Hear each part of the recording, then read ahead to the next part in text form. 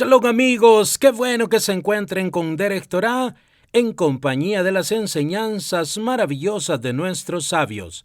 Y le damos las gracias, por supuesto, al Boreolán porque Él nos permite este gran privilegio de poder adquirir sabiduría a cada instante. Recuerda, cada día ha sido hecho especialmente para ti. Aprovechalo. Comenzamos. La paz, la shalom. Dios no encontró un recipiente más adecuado para sus bendiciones que la paz. Enseñó Rabí Yehudá el príncipe: grande es el poder de la paz.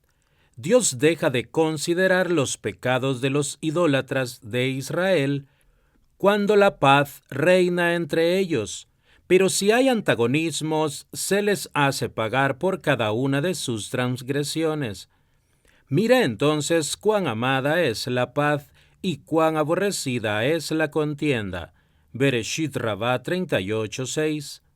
La paz es la bendición más buscada por la humanidad y es a la vez la más evasiva. Con paz todo está bien. Sin ella, ¿de qué sirve todo el bien? Todos necesitamos de las bendiciones. Algunos necesitamos bendiciones para la salud o nahat. Otros necesitan bendiciones para subsistencia o para obtener sabiduría o para muchas cosas más. La lista es enorme, pero aunque tengamos la bendición requerida, de nada vale si no está acompañada de paz. ¿Para qué sirve ser bendecido con todo el dinero que uno necesita si para obtenerlo o para mantenerlo se debe vivir una vida de problemas y ansiedades? Y esto se aplica también al plano espiritual. No importa cuánto hayamos trabajado con la oración o para lograr algún conocimiento de Torah. No importa cuántas misbot hayamos realizado para poder acercarnos a Dios. Nada de esto estará completo si no existe la paz. De hecho, la paz constituye la prueba más clara de que nuestros esfuerzos han sido valiosos. Algunos obstáculos para la paz. ¿Y por qué, si es tan deseable, tan vital para el resto de las cosas, es la paz tan difícil de alcanzar? ¿Por qué el hombre no ha logrado en general estar en paz consigo mismo? ¿Por qué la humanidad no ha logrado traer paz al mundo? Obviamente la paz no es algo tan fácil de obtener. De lo contrario, hace mucho que la habríamos alcanzado. Como dijo el Rebbe Nachman, muchas de las nociones falsas y equivocadas que tuvo la humanidad en épocas pasadas han quedado ya en el olvido. Esto incluye prácticas tales como el sacrificio de los hijos, la adoración de ídolos, etc. Pero la locura que lleva a hacer la guerra es algo que no ha sido abolido. De manera explícita declaraba el Rebbe su antipatía por los científicos que desarrollaban nuevas clases de armamentos. ¡Qué grandes sabios deben ser! Mira cómo fabrican nuevas armas capaces de matar a miles de personas de una sola vez. Sadik número 546. ¿Y qué es lo que hace que la paz sea tan evasiva? En verdad, no existe una sola respuesta a este interrogante, y la lista de los ¿por qué? Puede llegar a ser interminable. Pero es posible aislar algunos de aquellos rasgos del carácter responsables de formar una poderosa barrera frente a la verdad, haciendo imposible el logro de la paz, tanto para el hombre como para la humanidad entera. Trataremos estos rasgos: la victoria, los celos, la calumnia, la envidia y la ira, con la esperanza que al reconocerlos y comprender cómo nos impiden lograr la paz, podamos alcanzar nuestro deseo de eliminarlos de una vez para siempre. Nitzajón, victoria. Por supuesto que usted la quiere, ¿y quién no? Pero, ¿a qué precio? Enseña el Rebbe Nachman, nuestro deseo de salir victoriosos, nitzajón, nos impide aceptar la verdad. Si en el transcurso de una conversación o discusión llegamos a reconocer la validez de la opinión de la otra persona, nos empecinaremos en nuestro punto de vista o razonamiento antes de aceptar, o peor aún, admitir que la otra persona pueda estar en lo cierto. Likutei Moharan 122. Este comportamiento, conocido como nitzajón, es un tema frecuente en el Likutei Halajot. Escribe Reb Nosson, en la Torá la palabra que designa lo eterno, netzach, también significa victoria, nitzajón. De hecho, ambos significados apuntan a lo mismo. ¿Qué victoria puede ser llamada una verdadera victoria sino aquella que es eterna? La victoria ha demostrado una y otra vez que la nación conquistada o el pueblo oprimido no permanecen callados para siempre.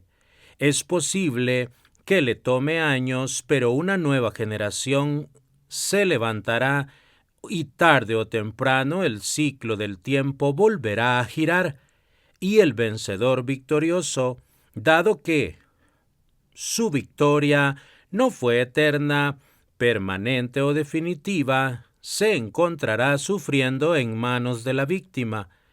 De igual manera sucede en el plano personal. Conquistar a un competidor en los negocios crea un sentimiento de hostilidad y un deseo de revancha en el perdedor. Y en última instancia esas victorias son vacías y carentes de valor.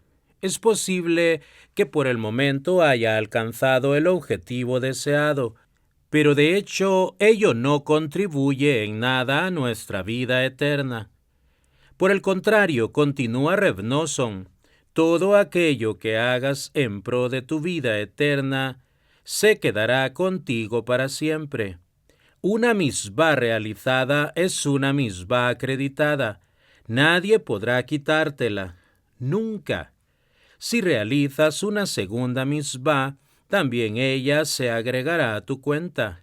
El verdadero nitzajón lo constituye la conquista de tus malos rasgos y deseos. Entonces sí que eres el verdadero triunfador. Con todos tus pensamientos, anhelos y actos de bondad acreditados a tu cuenta eterna. Busca la verdad eterna, y entonces siempre saldrás victorioso y estarás siempre en paz. Likutei Halajot Birjot Pratiot 5.2. Es muy importante aprender a reconocer el valor eterno de las cosas. Cuando intente decidir sobre algo que deba hacer, busque los beneficios eternos que ello le reportaría y no las posibles ganancias temporales. Y esto se aplica en especial a cuando uno se encuentra frente a una decisión difícil sobre un tema controvertido. Supongamos, por ejemplo, que usted debe tomar una decisión impopular. Muy bien, asúmalo. Sea firme en su resolución. Ese es su papel.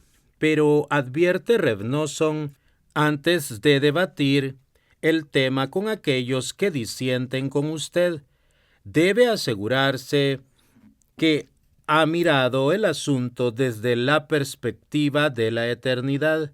Si en su posición se observan ganancias eternas, sabrá entonces que ha tomado el camino correcto. Si por el contrario lo único que acrecentará con ello es alguna satisfacción pasajera y cierta autoestima temporal por haber salido con la suya, entonces de hecho usted es el perdedor, y en verdad un gran perdedor. Buscar honores a expensas de otra persona es también una forma de nitzajón, y de hecho es algo detestable. Enseña el Talmud: la persona que gana con la humillación del prójimo pierde su parte en el mundo que viene. Esto puede observarse cuando el triunfador se enorgullece de la derrota del otro, pero puede también manifestarse de una manera más sutil. ¿Quién puede decir que nunca se ha autopromocionado diciendo cosas como: «Ah, no, yo nunca haría lo que fulano hizo. Así no actúo nunca»? Vemos en esto otra faceta del vencedor y del vencido, donde el nitzajón ha generado conflictos y destruido la paz. La plegaria es el camino para superar el nitzajón. Es posible hacer de esto el objeto de muchas sesiones de Hitbodedut. Pídale a Dios que lo ayude. Cuando se encuentre ante la posibilidad del nitzajón, pídale a Él que lo ayude a superar su deseo de una victoria falsa, o al menos temporal. Busque solo el nitzajón eterno. Recuerde que es preferible perder el prestigio o algo más aún y salvar su alma eterna antes que recurrir a la conquista de los demás, forzándolos a participar de sus propios puntos de vista. Aún frente a una situación que requiera una rápida decisión, es posible elevar una corta plegaria. Dios, ayúdame a elegir tu camino. Ayúdame a dar el paso correcto y no permitas que mi nitzajón intervenga en mi decisión. Si trata de cumplir con la voluntad de Dios, entonces de hecho no buscará obtener una victoria temporal y sin sentido, perdiendo así la guerra. Al final encontrará el equilibrio correcto necesario para vivir una vida que le otorgue una victoria eterna. Otra manera de superar el deseo de victoria es tomar la determinación de dialogar con aquel que está en desacuerdo con usted. El diálogo puede llevar al compromiso y a la verdad. Respecto al litigio, han enseñado nuestros sabios: la mejor solución es un compromiso equitativo. El compromiso es un arte que requiere de todas nuestras habilidades en el trato con la gente. No hay nadie en este planeta que no tenga necesidad del compromiso, al igual que no hay nadie que viva una vida de paz sin compromiso. Los celos. Enseña el Rebbe Nachman: la inclinación al mal odia al hombre y busca dañarlo física y espiritualmente. Podemos comprender que la inclinación al mal busque el daño espiritual del hombre, pero ¿por qué dañarlo también físicamente? Observe simplemente cuánto empeño pone en minar el bienestar físico y material del hombre. Dice el Zohar: ven a ver el poder de la inclinación al mal.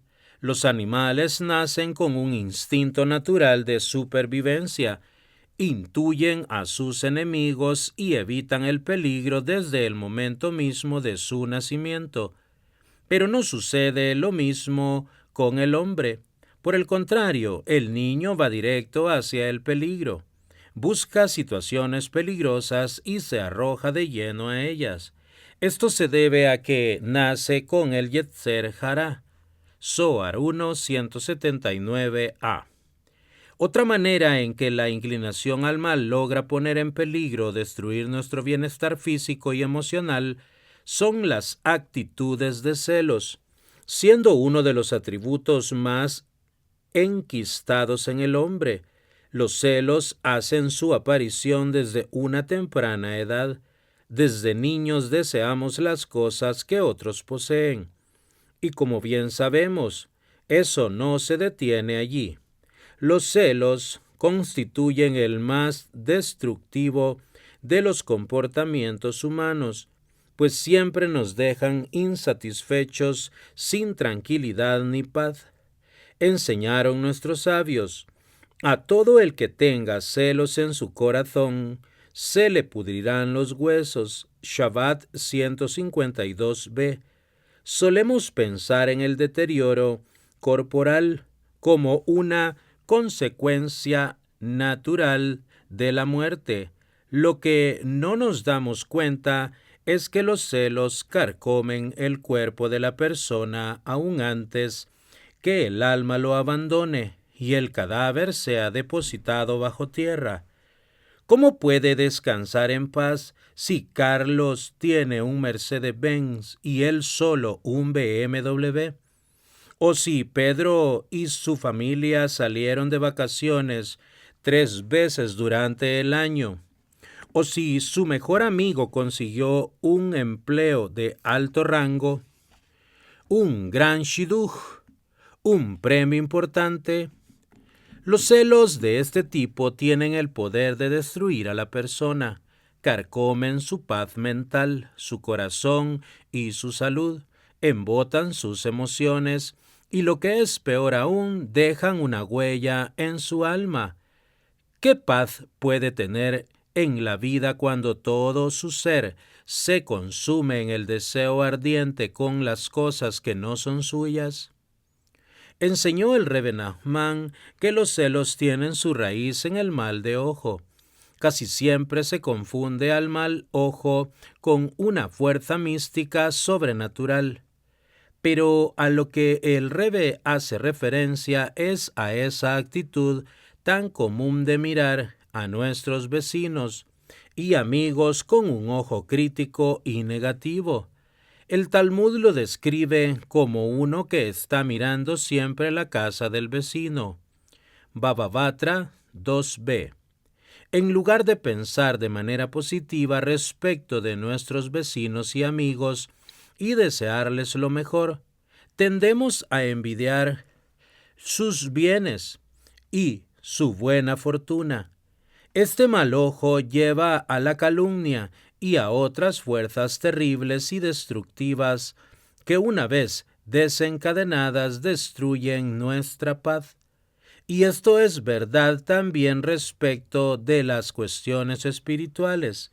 Enseñó el Rebbe Nachman, si la gente se aferrara a esta actitud, eso también sería muy bueno. Aun cuando no puedas alcanzar un nivel muy alto, puedes igualmente apoyar a otros y desearles alcanzar aquello que tú no puedes. Aunque yo no pueda ser un judío religioso, al menos mi amigo puede serlo. Comenta Reb Nosson, yo pensé que esto era algo obvio. Por supuesto que si yo no puedo ser un buen judío, al menos mi amigo puede llegar a serlo. Por supuesto que deseo que él lo logre, pero con el tiempo comencé a comprender que este es un tema de conflicto y separación entre los judíos. Podemos ver gente que ha intentado ser verdaderamente religiosa, que se dedicó a ello con un gran esfuerzo, haciendo un serio intento por lograrlo, pero que finalmente no lo pudo alcanzar y con el tiempo volvió a alejarse. En lugar de incentivar a los demás, estas personas se volvieron intolerantes y celosas de todos aquellos que pudieran orar con fervor y estudiar Torá. Si yo no lo puedo lograr, tampoco podrán ellos, o no debieran, y harán todo lo posible para evitar que los otros puedan lograrlo. Pero un verdadero judío debe de hacer exactamente lo contrario. Debe desear que los demás sirvan a Dios, aun cuando él mismo sea incapaz de hacerlo. En esto consiste el verdadero amor judío. Escribe también Reb Nosson, leemos en el versículo de Shmuel Aleph 2:30, aquellos que me honran serán honrados, aquellos que me desprecian serán despreciados. Está escrito respecto de Aarón, aquellos que me honran, pues él honraba a Dios, acercando a aquellos que estaban lejos de Dios. Pero están aquellos que desprecian a la gente, como si ellos mismos fueran perfectos e inmaculados. Siempre están encontrando alguna falla en los demás, especialmente en aquellas personas que intentan acercarse a Dios. Esa gente desprecia a Dios y al denigrar a los demás insulta a Dios. Sobre ellos está escrito, serán despreciados. Likutei Halachot, Netilat Yadayim, Liseuda 6:59. Observe el resultado de los celos. Caín estaba celoso de su hermano Abel y lo mató. Asesinaba así a una cuarta parte de la humanidad. Los hermanos de Yosef estaban celosos de él y por causa de sus acciones nuestros antepasados quedaron cautivos de Egipto. Shabbat 10b. Los celos de Korah sentía por Moshe y por Aarón, Bamidbar 16, trajeron aparejada no solo la primera rebelión en la historia de la nación, sino también la muerte de más de 14,000 personas. Bamidbar 17:14. El rey Shaul casi mata a David debido a los celos que sentía de él. Esta lista es interminable. Si semejantes individuos pudieron caer presas de los celos y del nitzajón, ¿qué podemos esperar de nosotros? Escribe Reb Nosson, la disputa y la discusión se ha hecho tan comunes entre los judíos que se ha vuelto extremadamente difícil encontrar la verdad. Esta falta de paz constituye la causa principal de la extrema tardanza de la reconstrucción del Santo Templo, y es ello más que nada el motivo de tener que esperar tanto tiempo para la llegada de Mashiach. ¿Existe algún remedio para ello? Por cierto que lo hay. Primero, debemos reconocer la existencia de este problema. La mayoría de la gente no se considera celosa. ¿Quién? Yo. Yo no estoy celoso de mis amigos, ni de sus posesiones, ni de sus logros en la Torá. Vuelva a mirar. El reconocimiento es el primer paso para corregir cualquier situación, y en especial todo lo referente a las sutilezas de la personalidad. El Rebbe Nachman era bien consciente de esto. Comprendía de qué manera el carácter de los celos es capaz de extenderse y llegar a destruir a la persona, tanto espiritual como físicamente, incluso mucho antes que ella misma pueda darse cuenta. Afortunadamente, el Rebbe ofreció una solución de manera que tenemos una posibilidad. Por supuesto que la respuesta es la plegaria, el Hitbodedut. Una y otra vez debemos volvernos hacia Dios, pidiéndole que nos salve. Ayúdanos a vernos como realmente somos. Por favor, guárdanos lejos de la trampa de los celos. Parece algo demasiado simple frente a semejante problema. Quizás lo sea, pero funciona. Si verdaderamente nos volvemos a Dios todos los días pidiéndole esto, al final podremos superarlo. Otra manera de sobreponerse a los celos es buscando los puntos buenos en los demás y juzgándolos de manera favorable. El Rebbe nos enseña que al detenernos en lo bueno, no miramos a los otros con un mal ojo, sino por el contrario con el buen ojo. Encontrar el bien trae mérito y significación al mundo y ayuda a disipar y a enfriar las ardientes llamas de los celos. Difamar a Dios. La gente puede llegar a ser una traba en el servicio a Dios, y en verdad una traba mucho más importante aún que el mismo malo instinto.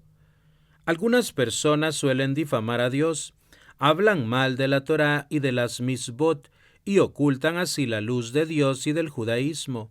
Si usted viviera solo, sin la influencia de los demás, es posible que tuviera que enfrentarse a todo tipo de problemas y preocupaciones, confusiones y frustraciones, pero al final las cosas terminarían bien. Esto se torna más difícil cuando son los demás el motivo de la confusión y frustración. Ridiculizar y burlarse de todo lo sagrado puede llegar a ser algo contagioso, y las confusas dudas que resultan de esas ideas pueden disuadirlo con facilidad de intentar servir a Dios. A veces el problema es más complejo, pues aquel que difama a Dios y a la Torá es alguien que aparenta ser una persona temerosa de Dios. Tal individuo, que se viste y habla como un judío religioso y devoto, pero cuyas opiniones y consejos desaniman a la gente, alejándolas del camino correcto, puede constituir un serio impedimento para aquel que verdaderamente desea servir a Dios. Confiamos en que Él sabe de lo que está hablando y por lo tanto lo tomamos más en serio. En verdad, ese es el peor difamador de Dios y de la Torá, pues tiene el poder de alejar a aquellos que confían en Él y para guiarlos en búsqueda de la santidad. Difamar al hombre. El segundo tipo de calumnia lo constituye el hablar en contra de nuestros congéneres. Uno dice una palabra, no lleva más de un minuto y a veces menos. Antes que uno se dé cuenta, la apreciación está fuera y nunca podrá recuperarla. Si algo es dicho respecto de alguien, aunque lo sea sin mala intención, el daño ya estará hecho y a veces puede llegar a ser fatal. El calumniador puede lograr separar a dos personas que de otra manera bien podrían estar en paz entre ellas. Arruina su acuerdo y tranquilidad, destruye también su propia paz, quizás para siempre. Bueno, casi para siempre. El Zohar 3:47a afirma: el pecado de la calumnia es tan severo que no existe arrepentimiento para él. Aunque esta opinión es considerada más adelante en el mismo Zohar, ella nos muestra cuán seriamente debemos tomar esta prohibición, y el Talmud avanza más al respecto. La calumnia separa al hombre del hombre, el esposo de la esposa. Es como si el calumniador apartara a los judíos de Dios, lo mismo que la idolatría. Erjín 15. El Rebbe Nachman relaciona esto al hecho de que la persona que calumnia y difama destruye la posibilidad de la paz, tanto individual como universal. Orgullo e ira. Cuando las cosas no suceden de acuerdo a lo planeado, esto es señal de orgullo y arrogancia. Es natural que hagamos planes. Hacemos un programa para el día de hoy, diseñamos nuestro mañana y realizamos proyectos completos para nuestro futuro. Pero como bien sabemos, las cosas no siempre suceden como las planeamos. Programamos y proyectamos y en verdad no siempre las calabazas se transforman en carrozas reales. A veces nuestros planes salen tal cual los pensamos, tal como esperábamos que sucedieran. Pero por lo general, parece como si la vida no se tomara la molestia de leer nuestros guiones. Nuestras ideas se trastruecan, nuestros sueños se vuelven pesadillas y nuestras esperanzas se destrozan. ¿Y qué hay de nuestros planes entonces? Cuando las cosas salen tal como las programamos, decimos que todo está keiseder, y cuando no, lo llamamos shelo keiseder. La palabra seder significa literalmente orden. ¿Están las cosas ordenadas y funcionando de acuerdo con mi voluntad? ¿O están fuera del orden previsto y van contra mi voluntad? Pero un momento, ¿quién es, en todo caso, el que hace que las cosas sucedan? ¿Quién es el que determina cómo deberán o no suceder las cosas? Existe la voluntad de Dios y también está mi voluntad. Ambas deberían coincidir, pero esto no siempre es así. ¿Qué sucede entonces? Cuando yo deseo algo y Dios desea alguna otra cosa, no cabe la menor duda que será la voluntad de Dios la que prevalezca. Es Él quien hace que las cosas sucedan, y es su voluntad la que determina cómo sucederán. Entonces, la pregunta más lógica debería ser: ¿cómo puedo yo aceptar esto que ocurre? O al menos, ¿puedo llegar a aceptarlo? ¿Puedo aceptar que es Dios quien me creó y quien conoce los senderos y la dirección, los planes, programas y proyectos que mi vida debe seguir? ¿Puedo decir que esto proviene de Dios, que es su voluntad y que haré lo mejor que pueda, dada la presente situación? ¿O por el contrario, rechazo lo que sucede, niego que esto sea lo que yo quiero y busco maneras para cambiar aquello que ha sucedido en contra de mi voluntad?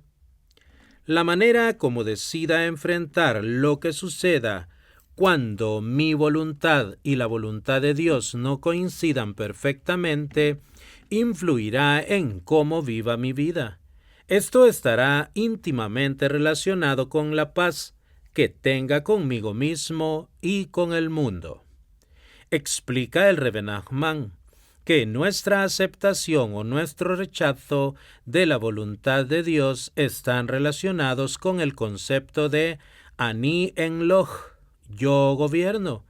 Si acepto la voluntad de Dios, entonces, sea lo que fuere aquello que suceda, tanto positivo como negativo, siempre estará de acuerdo con mi voluntad, buscando la divinidad en todo aquello que sucede. Acepto que todo lo que me ocurre es voluntad de Dios y que por lo tanto está Keizeder. Dios gobierna, pero si no acepto lo que sucede como voluntad de Dios, si no busco la divinidad en todas las cosas, entonces siempre habrá cosas que sucedan en contra de mi voluntad. Veré todo como Shelo Keizeder y trataré de cambiarlo.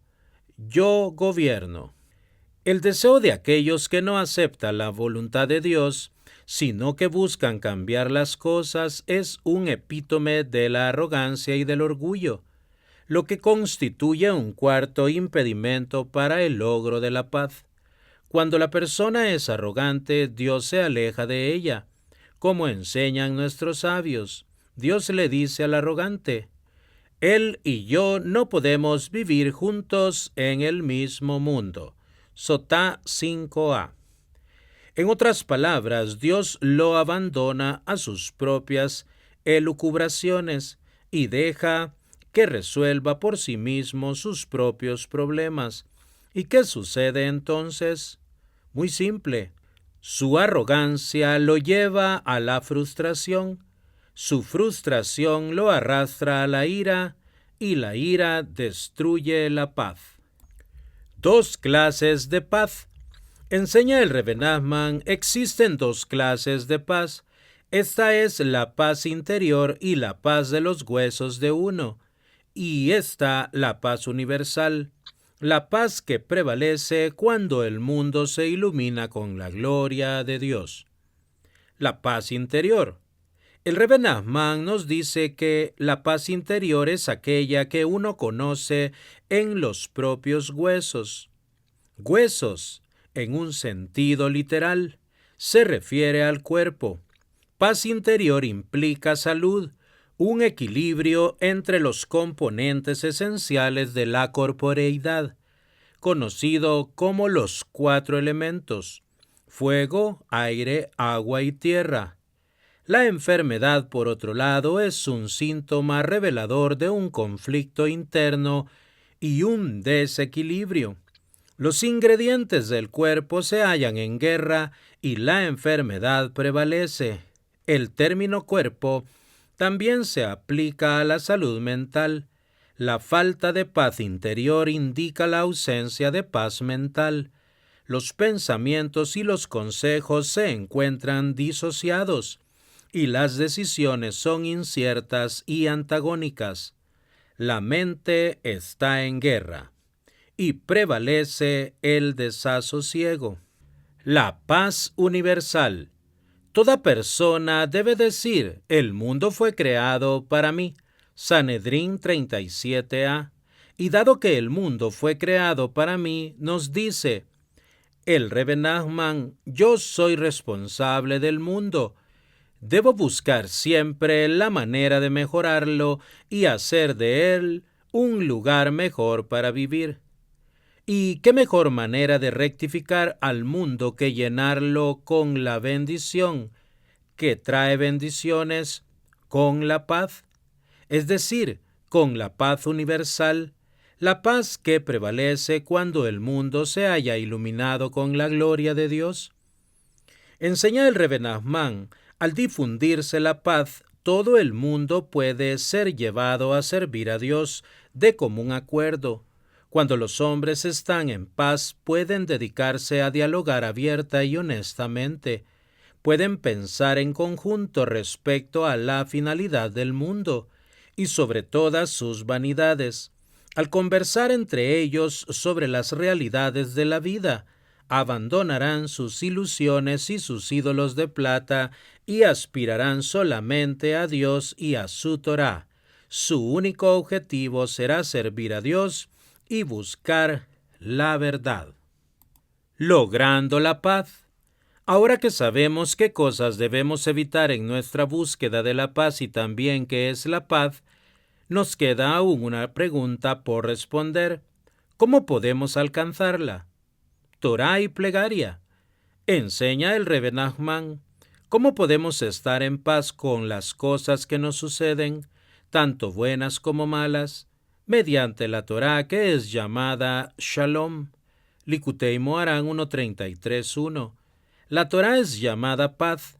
Ella trae la paz, la mejor solución para aquella persona que no posee paz interior, cuyos pensamientos están siempre divididos, cuyas decisiones son siempre inciertas y dubitativas, y cuya mente se encuentra en guerra constante, es estudiar la Torá, y en especial los códigos legales. Así como cada persona experimenta situaciones conflictivas consigo misma y con su familia y amigos, de la misma manera existe discrepancias en el seno de la ley oral, trabajando para llegar a clarificar la ley, para hacer la paz entre las diferentes opiniones. Uno se apega a la paz de la santidad, y esto ayuda a resolver los propios conflictos interiores. De la misma manera en que las disputas de la Torá se solucionan basándose en principios tales como el compromiso y la búsqueda de la verdad, dentro de los textos, también los conflictos personales pueden resolverse mediante la práctica de este mismo código de conducta en la vida. Por lo tanto, la Torá genera la paz, en especial la paz interior, manteniendo a aquellos que se ocupan de su estudio alejados del bombardeo de los medios de comunicación masiva, los periódicos, la radio y la televisión, con sus informaciones sobre los mercados, los accidentes, la violencia, la guerra y las traiciones y adulaciones políticas, ayudan bastante a sumar una buena cuota de inquietud y confusión en el café del desayuno. Suelen llegar justo a tiempo para arruinar lo que parecía ser el comienzo de un hermoso y tranquilo día. Y lo mismo cuando estamos dispuestos a dormir, un apacible sueño. Cuanto más pacífica es la lectura de algunas páginas del Humash o de la Mishnah y el recitar algunos salmos al comenzar la mañana. Por sobre todas las cosas es posible alcanzar la paz pidiendo y orando por ella, así como durante el Hitbodedut, usted le pide a Dios que lo aleje de los obstáculos que impiden la paz, que lo aleje de todo lo negativo. Pídale también por lo positivo. Por favor, Dios, Permíteme encontrar la paz interior. Permite que esté en paz conmigo mismo, con mi familia y con todos aquellos que conozco, y que el mundo entero, con todas sus diferencias y distinciones, alcance la paz universal. Recuerde también que esto lleva tiempo. Deberá tener una gran paciencia con el trabajo de la búsqueda de la paz interior y deberá creer, no importa lo que suceda, que cada plegaria suya acerca al mundo a la paz universal. Amigos, hasta aquí la lectura de este día. Hashem bendiga la obra de sus manos. Que el Boreolán mande Parnasá Tová a sus mesas, tanto espiritual como materialmente, y que la luz de la Torá ilumine sus rostros. Hasta la próxima con la ayuda del Boreolam.